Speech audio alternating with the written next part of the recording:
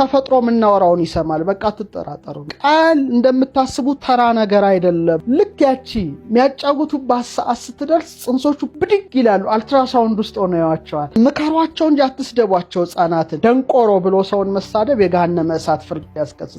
አንዳንድ ሰዎች አሉ አፌ እንጂ ልቤ ንጹህ ነው ይላሉ። ውሸታሞች ናቸው። ራሳችንን መስደብ ራሱ ራሳችን ይጎዳል። አልችልም እኔ እኮ ደደብ ነኝ። በጣም ደካማ ዝረት ያለው ኃይል የለሽ ቃል ነው። ድምጽ እርግብግብታው ከክፍት አየር በበለጠ 4 እጥፍ በውሃ ውስጥ ይጓዛል። ኢቭን ክፉን ቃል መስማትም በሽተኛ ነው የሚያደርገው። መንፈሰ ጽርፈት የሚባል አንድ ክፉ መንፈስ አለ የሚያሳድብ ሰው። ሽንት ቤቱ የሚሸተው ከውስጡ ያለውን ነው እንጂ ከላይማ እብነበረድ ነው። እንደ ሀገር ለምን የተቸገርነው? የቃላትን ኃይል መጠቀም ያልቻለች ሀገር ብዙም ትርጉም የላትም።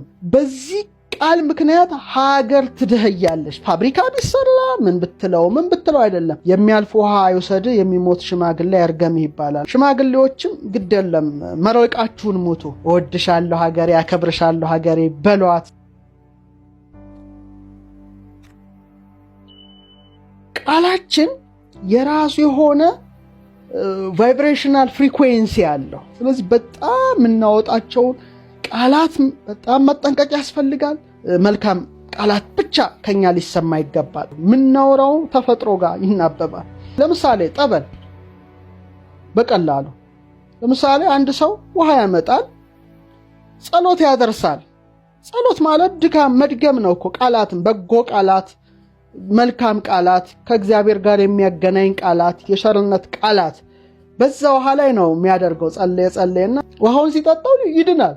እንግዲህ ያወጣው ያ ቃል ውሃውን ራሱ ለውጦት ምን ያህል መድኃኒት እንዳደረገው ተመልከቱ። ኢነርጂ ነው እያወራን ያለ ነው። ስለዚህ ተፈጥሮ ምናወራውን ይሰማል። በቃ ተጠራጠሩ። ቃል እንደምታስቡት ተራ ነገር አይደለም። በጣም ከባድ ነው። ምናወጣው ቃል አይደለም ትልልቆቹን ማህፀን ውስጥ ያለው ጽንስም ሰምቶት ይጎዳል። የአራት ወር የአምስት ወር ጽንስ የእናቱን ድምፅ የእናቱን ቃል እንደሚሰማ ሳይንስ አረጋግጧል። ይሄ ወላጆች ታውቃላችሁ። እንደውም ይሄንን ብዙ ሴቶችን ጠይቄ ነበር። ትክክል ነው ብለዋል። የሆነ ነገር ደስ የሚል ድምፅ ስናሰማቸው ስናጫውታቸው ብድግ ሲሉ ይታወቃቸዋል። ይሄ እንግዲህ ሴቶች ታውቃላችሁ፣ የጸነሳችሁ ሴቶች እና ምን አሉ ለምሳሌ አባትና እናት ይመጡና ጽንሱን ያጫውቱታል። ምንድነው የሚያጫውቱት መሰላችሁ? ልጄ እንዴት ነህ? ወይም ወንድ ሊሆን ይችላል ወይም ሴት ሊሆን ይችላል። ሚሚዬ ደህና ነሽ ወይ? እንዴት ነሽ ወይ? እኔና አባትሽ እንወድሻለን። መቼ ነው የምትወጪው? እስክትወጪ ናፍቀንሻል ወዘተርፈ። በጣም ደሳስ የሚል ቃላት ሲናገሩ ልክ ያቺ የሚያጫውቱባት ሰዓት ስትደርስ ጽንሶቹ ብድግ ይላሉ። አልትራሳውንድ ውስጥ ሆነው ያዋቸዋል። ስለዚህ አሁን በሰለጠነው ዓለም ለጽንስ መጽሐፍ እየተዘጋጀ ወላጆች ለጽንሱ እያነበቡ ይገኛሉ። ይሄ በጣም የሚገርመኝ ነው። መልካም ቃላትን ገና ከማህፀን ሆነው እየሰሙ ነው ማለት ነው። አሁን አደገኛውና ከባዱ ነገር ግን ለምን ጸነስኩት እያለችና ጽንሷን የምትረግም ሴት ወይም በጽንሷ የምታማረር ሴት ጽንሶቹ ስለሚሰሙት ያን ድምፅ ወይም ያን ቃል ያን ፓወርፉል ቃል አንጎላቸው ይጎዳል። ካደጉ በኋላ ከሰው የማይገናኙ ብቸኛ የመሆን ችግሮችም ሁሉ ሊመጡባቸው ይችላሉ። አሁን የተረጋገጠ ሳይንስ ነው፣ ግን ጥንትም ተነግሯል ማለት ነው። ስለዚህ በጣም ለጸነሳችሁ በተለይ የጸነሳችሁ ሴቶች ራሱ የምታወጡትን ቃል መጠንቀቅ። ለምሳሌ ሐሜተኛ አትሁኑ። ለምሳሌ ቡና ዳር ቁጭ ብላችሁ ጸንሳችሁ እንዴት ናት እቺ ሴት ምናምን ይሄ ምናምን ብላችሁ በጣም ሐሜተኛ ከሆናችሁ ጽንሱ ላይ ጉዳት ማድረስ ነው በራሱ። ስለዚህ መጠንቀቅ ያስፈልጋልና በሂደትም ራሱ ከተወለዱ በኋላ በጣም ምከሯቸው እንጂ አትስደቧቸው። ህፃናትን ደደብ፣ የማትረባ፣ ቆሻሻ ምናምን እያልን ስንሰድባቸው እኔ ደደብ ነኝ፣ እኔ የማርለባ ነኝ፣ እኔ ቆሻሻ ነኝ እያሉ እነሱ የሰሙትን ላይምሯቸው ይነግራሉ። ሴቭ ይሆናል ማለት ነው። ካደጉም በኋላ ማይረቡ ማይጠቅሙ ቆሻሾች ነን እያሉ ያ ቃል አይምሯቸው ለምዶት መለወጥ ይከብዳቸዋል። ስለዚህ በጣም እናወጣቸውን ቃላት በጣም መጠንቀቅ ያስፈልጋል። መልካም ቃላት ብቻ ከኛ ሊሰማ ይገባል።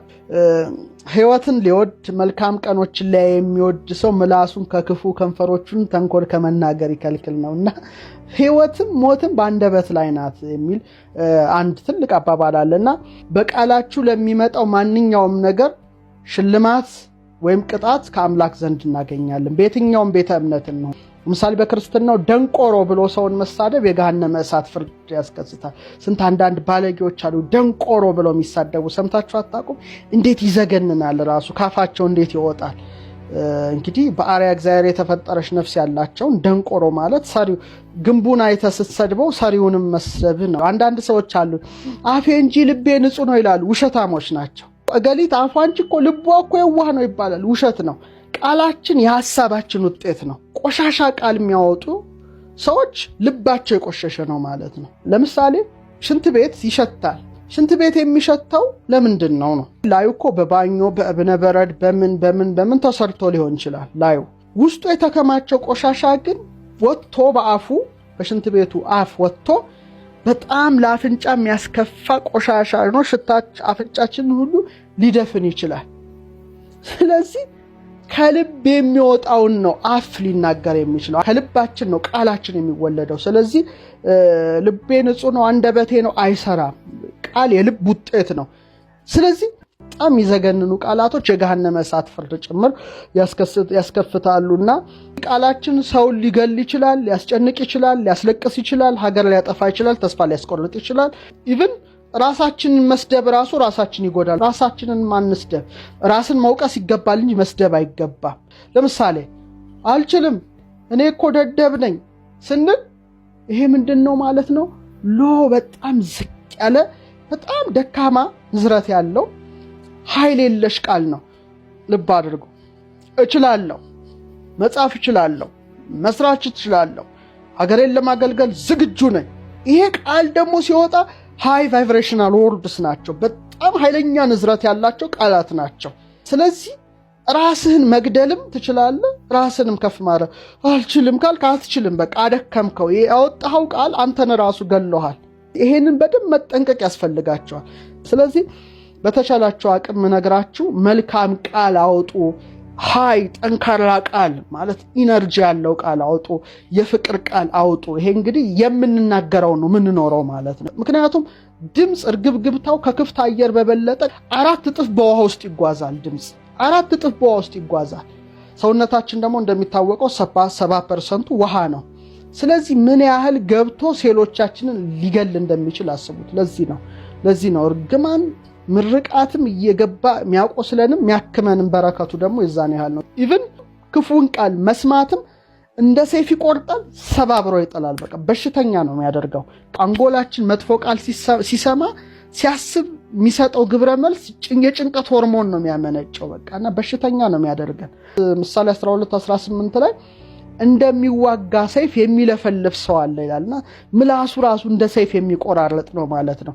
የጠቢባን ምላስ ግን ጤና ነው ይላል። አያችሁ? ስለዚህ የጠቢባንን ምላስ ስሙ፣ ጤንነት ታገኛላችሁ። እንደ ሰይፍ የሚለፈልፉ የሚቆራርጡ ሰዎችን ማድመጥ ከጀመራችሁ አትጠራጠሩ፣ ከጥቂት ጊዜ በኋላ ራሳችሁ በሽታ ውስጥና ወይም በሽተኛው ናችሁ ነው የምትቀሩ።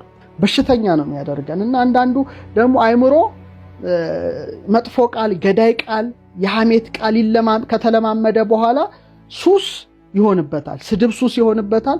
ሐሜት ሱስ ይሆንበታል። የእልቂት ወሬት መስማት ሱስ ይሆንበታልና ዛሬ ማን ተሰደበ፣ ዛሬ ማን ተዋረደ እያለ እንትን ማለት ይጀምራልና ወዲያው እንደውም እንደ ቴዎሎጂያኑ መንፈስ ሐሜት የሚባል እርኩስ መንፈስ የሚገባበታል ይባላል። ሐሜት መስማት ደስ የሚያሰኝ ይሄ ሁሉ ኔጌቲቭ ኢነርጂ ነው። አያችሁ? አሁን እንደ ሀገር ለምን ነው የተቸገርነው? እስቲ ወደ መፍትሄ እንምጣ። ቃላት በራሳችን መጀመሪያ፣ ከዛ በምንኖረው አካባቢ፣ በሀገር ደረጃ ከፍተኛ የሆነ አሉታዊ ወይም አዎንታዊ ነገር ማምጣት የሚችል ነው። ሀገር በማረስ ብቻ በማረስ በመቆፈር ኢንዱስትሪዎችን በማቋቋም ትልልቅ ትምህርት ቤቶችን በመክፈት ብቻ ልታድግ አትችልም። የቃላትን ኃይል መጠቀም ያልቻለች ሀገር ብዙም ትርጉም የላትም። ቃላት ያነሳታል ሀገርን፣ ቃላት ይፈውሳታል ሀገርን።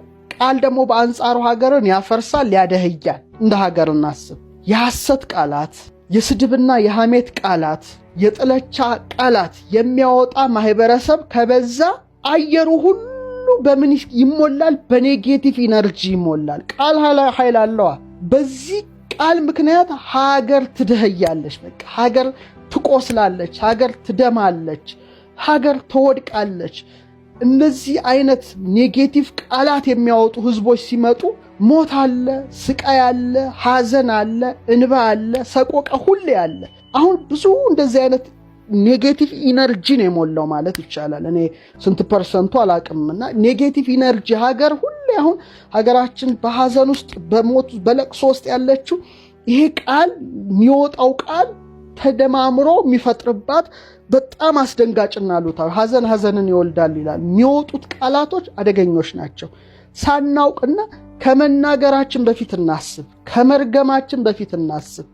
ሳናውቀው ነው ኃይል የምናወጣው። ግን በአንጻሩ የበረከት ቃል፣ የእውነት ቃል፣ መልካም ቃላትን፣ የአክብሮት ቃላትን፣ የፍቅር ቃላትን፣ የምስጋና ቃል በመከራ ውስጥ እንደ ኢዮብም እያሉ የምስጋና ቃላትን ማውጣት የሚችሉ ህዝቦች ሲመጡ ደግሞ የሚያወጡት ከፍተኛ የፍቅር ኃይል፣ ፖዚቲቭ ኢነርጂ ሀገርን በደስታ በፍቅር በሰላም በበረከት በማስተዋል እንዲመላ ያደርጋል ማለት ነው። እና መልካም ቀኖችን ለሀገር ያሰጣሉ። መልካም የበረከት ምክንያቱም ይሄ ሁሉ የሚያወጣው የበረከት ቃል ስለሆነ ፖዚቲቭ ኢነርጂ ነው። ስለዚህ ሀገርን ለማሳደግ እነዚህ የበረከት ቃላት፣ የምስጋና ቃላት መውጣት አለባቸው። ይሄን ስታደርጉ ነው ምንም ፋብሪካ ቢሰራ ምን ብትለው አይደለም፣ በጎ ቃላትን የሚናገር ማህበረሰብ መገንባት ካልተቻለ በስተቀር